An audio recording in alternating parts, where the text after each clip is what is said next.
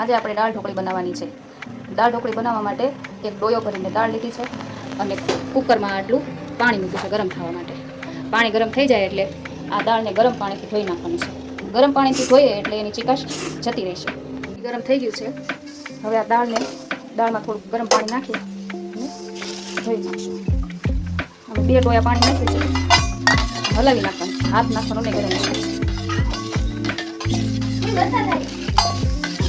પછી આ પાણીને પાછું કાઢી નાખવાનું. આ પાણી કાઢી નાખ્યું છે. હવે બીજી વાર પાણી નાખશું. પાણી થોડું કાંધણ માટે વધારે જ મૂકવાનું, એટલે ધોવા માટે કામ આવે. આ 2 પાણી ધોઈ આ પાણી કાઢી અને પછી એને કુકરમાં ઓરી દેવાનું છે. આ દાળ ઓરી દીધી છે. હવે આમાં ઉપર જે ફીણ નીકળે છે એને પહેલાં કાઢી લેવાના છે બહાર, અને પછી એમાં થોડી હળદર અને મીઠું નાખવાનું છે. ઉપરથી આ ડોયો અથવા તો ચમચા વડે આવી રીતે